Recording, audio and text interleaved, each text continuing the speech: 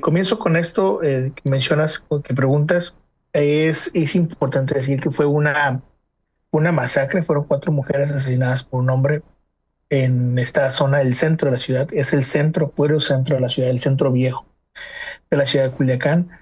Tristemente se vio opacada, no solamente por eso, por el tema de las acusaciones contra el gobernador y los otros 9 funcionarios, sino que también por esta falta quizás de voluntad que hay también de muchas ciudadanas y ciudadanos. Hubo una marcha convocada por parte de familiares de estas muchachas y que luego se fue apagando, se diluyó por una falta de convocatoria y también por el que tienen mucho miedo.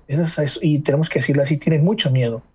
¿Y por qué hay miedo o por qué tendrían miedo de alzar la voz ante el asesinato de 4 mujeres en el centro de la ciudad de Culiacán? Es porque la impunidad, y lo mencionaba Sibel hace un rato y también Aaron, es la impunidad que tenemos es súper tremenda. O sea, en el caso de feminicidios es más del 85% de impunidad. O sea, básicamente un caso de cada 10 es el que llega, ojo, llega ante un juez. No se resuelve, no es un asunto más allá, es la judicialización que llamaba Sibeli. O sea, llega ante un juez, pero no quiere decir que con eso se resuelva. Eso es por un lado. Con lo otro es que también hay que ver que Sinaloa ha atravesado, el año pasado atravesó el segundo año histórico con más asesinatos de mujeres en la historia de Sinaloa. Solamente debajo de 2010 y 2011, que fueron 110 casos, ¿no? Específicos. Ahora fueron 105, Aaron, si no me equivoco, ¿no? El caso del año pasado, pero también han ocurrido una gran cantidad de este año. Solamente abril, solo abril, fueron 14 asesinatos de mujeres. Solo en el mes de abril.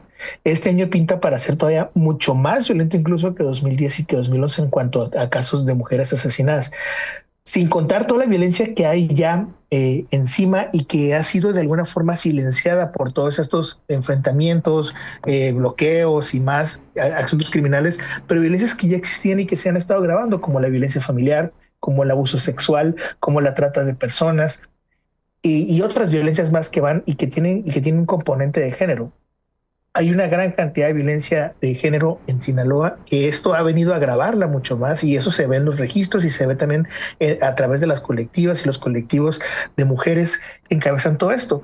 Y eso es muy, muy grave, es demasiado grave, porque también vemos, por ejemplo, y ahorita Aaron que tomaba el tema sobre las víctimas menores de edad, hay que ver también que una gran parte de las personas que han sido víctimas, las mujeres particularmente, son menores de edad, sobre todo, y paso más allá de los asesinatos, de las desapariciones.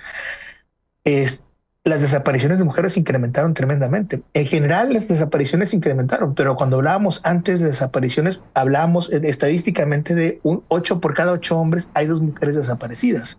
Ahora no. Las estadísticas nos hablan de que por cada 7 hombres hay 3 mujeres desaparecidas. A veces son 6 hombres y 4 mujeres desaparecidas.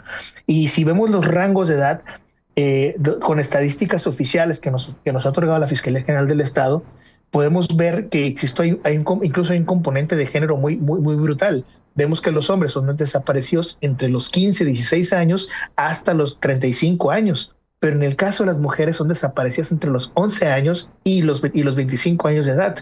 ¿Cuál es el componente de género? Es que los hombres los desaparecen, y bien lo dicen activistas feministas, entre ellas Carla Galindo, que es académica y experta en el tema. A los hombres los desaparecen en una edad productiva, a las mujeres las están desapareciendo en una edad reproductiva. ¿No? Y cuando vemos también dónde las están desapareciendo a las mujeres y dónde desaparecen a los hombres, vemos, por ejemplo, que a las mujeres las desaparecen en zonas que se pensaría que están altamente habitadas, pero que son zonas escolares, zonas de trabajo, donde hay tiendas departamentales, zonas donde hay bares, centros nocturnos. Ahí es donde están siendo desaparecidas las mujeres. Y es de llamar mucho la atención esta parte. Y sobre lo que preguntan sobre el tema de las desapariciones, híjole, ya sí me le he dado un panorama súper amplio, y agregaría nada más que hoy por hoy las desapariciones, cuando hablamos de delitos, y me llaman mucho la atención, cuando hablamos de delitos a nivel federal, o cuando hablan de delitos, tanto los funcionarios, incluso la presidenta, hablan mucho sobre homicidios dolosos. Y qué bueno que hablan de homicidios dolosos. La realidad, y lo decías ahorita Juan Omar, y dabas una numeralia, la realidad es que lo que más nos afecta no son los homicidios, son las desapariciones de personas. Y podemos aquí llevarnos toda una mesa entera sobre lo que los efectos que pueden causar las desapariciones en las familias. Pero si lo vemos ahorita de manera palpable y rápida, las desapariciones se han convertido en un verdadero dolor, no solamente para las víctimas directas que son las familias, sino también las que estamos alrededor de todas ellas. Ahorita hablaba, son casi 4,000 personas desaparecidas, pero hay colectivos de búsqueda que han hecho registros ellos de manera independiente, con muchas personas que incluso no han interpuesto una denuncia y hablan de que las desapariciones realmente superan a más de las 5,000, sino es que las 6,000 personas desaparecidas en estos casi 20 meses, porque hay muchas personas que tienen miedo a denunciar, porque hay muchas personas que han sido desaparecidas por autoridades federales y estatales, porque hay muchas personas que fueron desaparecidas por grupos criminales y que están siendo amenazadas en este momento. Se ha vuelto el triste pan de cada día, y esa es la realidad de lo que está pasando acá. Y hablamos ahorita de números, pero vale la pena hablar y citar nombres, ¿no? Ahorita decían algo que me parece sumamente necesario sobre el tema de las infancias. Y justo la semana pasada analizamos un poco acá en la redacción sobre esto de las infancias y veíamos datos que me parecen estremecedores. Por ejemplo, en Sinaloa y particularmente en Culiacán, pudimos documentar acá nosotras que las niñas y los niños, el tema de la muerte por herida de bala ya es un tema importante. Sí, que ciertamente no pinta entre los 1 y los 10 años, 11 años, pero a partir de los 11 hasta los 17 es la principal causa de muerte de niñas, niños y adolescentes.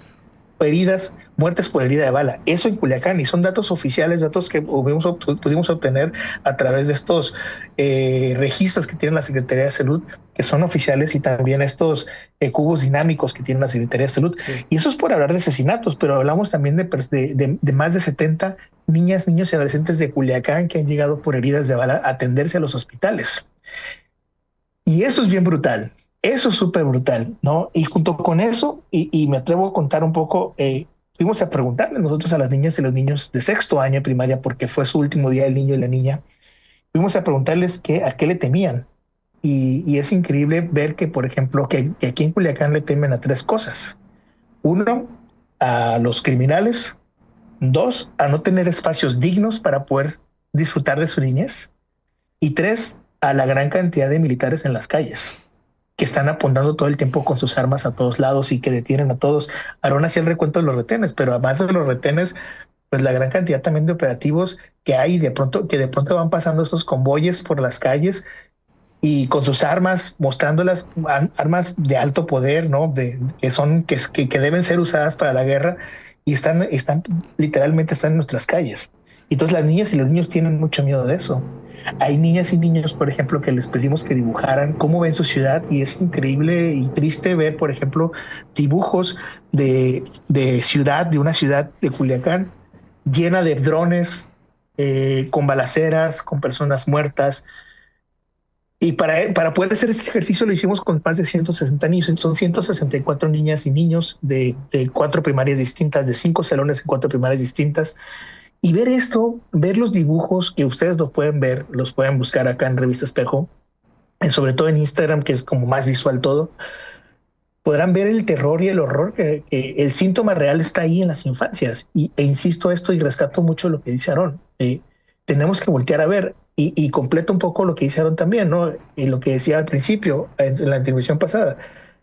Y me veo mucho en eso, porque los morros que crecimos o que nacimos en la guerra pasada, hoy somos los papás, los tíos, los padrinos, las madrinas de esos niños que hoy están naciendo y que están viendo esta guerra. Y todavía nosotras y nosotros, incluso lo puedo decir los que estamos en esta mesa, tuvimos la oportunidad de jugar al trompo y a los yoyos y a las canicas y a las muñecas, a los muñecos, con los plebes, otra expresión culichi, ¿no? Con los plebes en la calle. Pero estos morros no. Esos morros que están haciendo ya no están haciéndolo en la calle. Y no porque no quieran. Hay un reclamo, y no me lo va a negar Aarón, que también es papá igual que yo, Sibeli, que también te toca convivir con infancias. No es porque los niños y los niños no quieran jugar en la calle. Es porque hemos papás y mamás que estamos totalmente pendientes de ellas y de ellos, y que estamos sobre de ellos con el miedo a que les pueda pasar algo. Y esto no es al azar. es porque hay un registro de más de 100 niñas, niños y adolescentes, incluyendo niñas que iban caminando hacia la escuela, como Dana, y que murió en medio de una balacera, como Gael y Alexander, que iban con su papá, que Sí, venían, que viajaban con su papá para regresar a su casa y que fueron atacados por un grupo criminal, como Lady y Alexa, que estaban en el rancho en Badiraguato y que regresaban y que el ejército les disparó, y como muchos otros niños y adolescentes que han sido asesinados en esta guerra, ¿no? Entonces, híjole, hablar de víctimas acá es, insisto, va a ser como agarrar otra mesa y pensar, ¿no? Que justo a la mesa lo que fuimos llamados sobre hablar sobre esta crisis política de seguridad se puede explicar justo desde ahí, sí. desde las infancias y de todo este dolor que hemos acumulado.